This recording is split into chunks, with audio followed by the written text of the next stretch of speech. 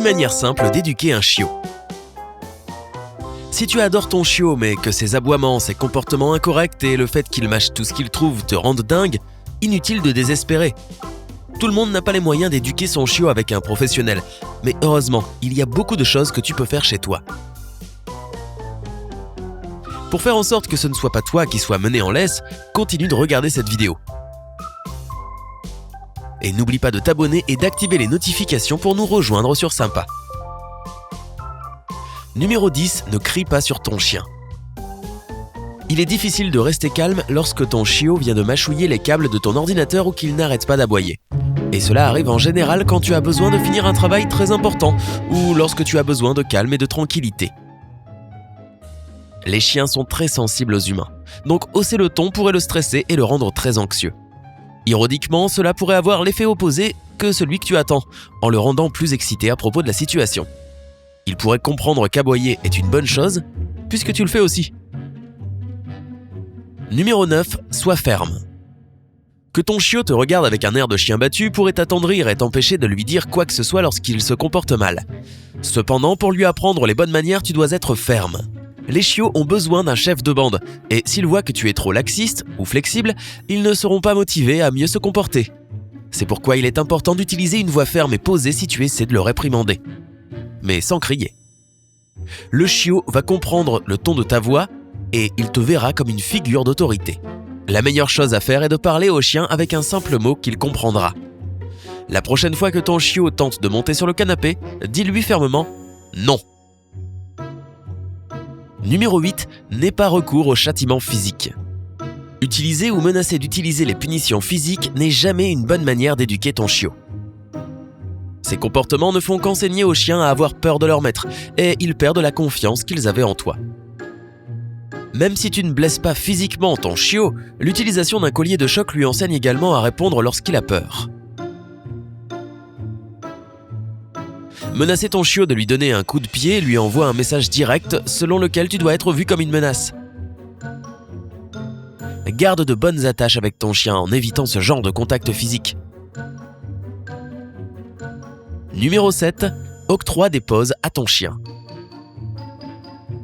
Le temps mort est une excellente technique pour enseigner à ton chiot d'arrêter de faire quelque chose d'agaçant ou d'agressif. La prochaine fois que ses aboiements rauques te rendent dingue ou lorsque tu le surprends à être méchant avec un autre animal, mets-le dans une cage pour chien ou emmène-le dans un endroit qu'il trouve ennuyant. Cela pourrait être la salle de bain ou la chambre à coucher. Assure-toi que l'endroit ne risque rien. Le chiot devrait y rester 2 à 3 minutes, pas plus.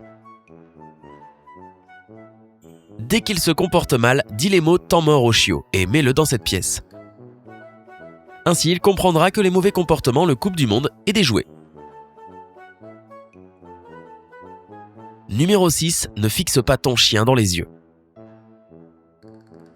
Si tu parles à un enfant qui a fait une bêtise, le contact visuel est important pour mettre l'accent sur le sérieux de la situation. Mais pour un chien, le regarder dans les yeux de manière prolongée peut être menaçant. Ce n'est donc pas une bonne méthode d'éducation. Ton chiot peut te regarder dans les yeux lorsqu'il s'attend à une menace, lorsqu'il attend son repas ou lorsqu'il veut aller se promener. Mais si tu ne le quittes pas des yeux, il peut se sentir gêné, tout comme les humains. Dans ce cas, tu peux t'attendre à ce qu'il se recroqueville au sol, regarde au loin et fasse tout pour se désengager de toi, car tu l'intimides. En d'autres termes, le chiot a du mal à assimiler la leçon si tu le fixes. Numéro 5, répondre aux morsures et aux pincements.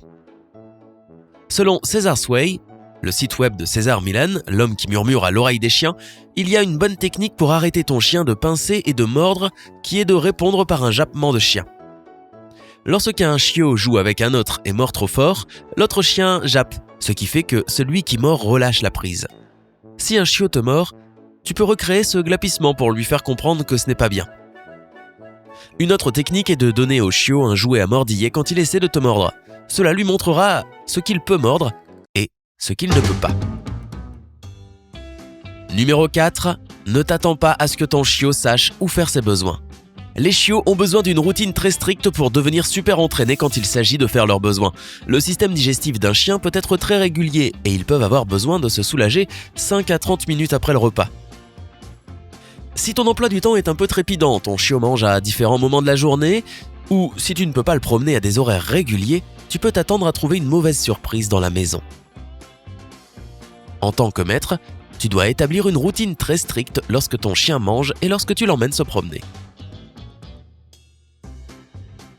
Numéro 3. Sois cohérent. Si hier tu as enfermé ton chien pour un temps mort car il aboyait inutilement et aujourd'hui tu le laisses faire, le chiot va recevoir différents signaux qu'il ne saura interpréter et ne comprendra pas ce qu'il doit faire.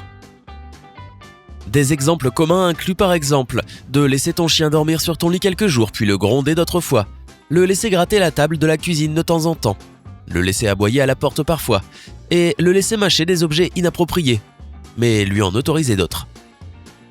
Ce genre d'incohérence fera que ton chien sera confus quant aux limites à respecter. Ainsi donc, être constant est important, même si c'est épuisant au début.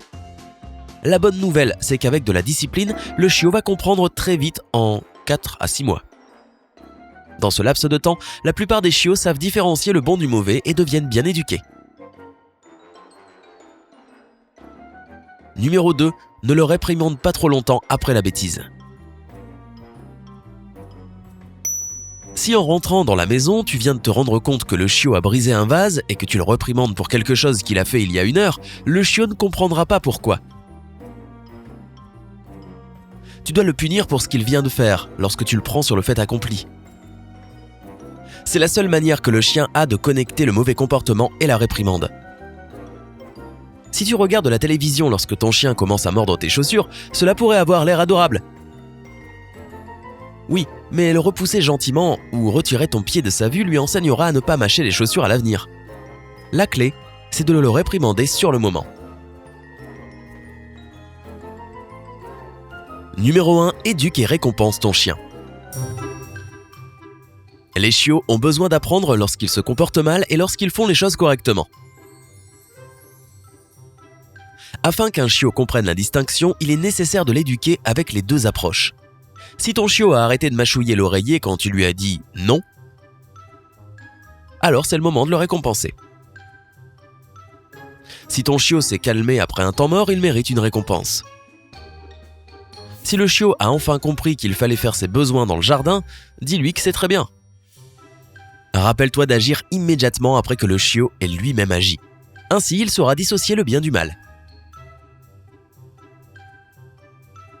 Les chiots représentent souvent un défi pour les nouveaux maîtres, même les expérimentés, puisque chaque chiot a son propre comportement et ses traits de personnalité. Malgré la zizanie ambiante, les chiots peuvent être un membre à part dans ta famille et comprendront l'éducation que tu leur donnes en un rien de temps si tu suis ces recommandations. Si tu as essayé ces astuces depuis quelques mois et que ton chiot insiste et n'en fait qu'à sa tête, parle à ton vétérinaire, il pourrait te recommander quelques professionnels pour prendre des cours.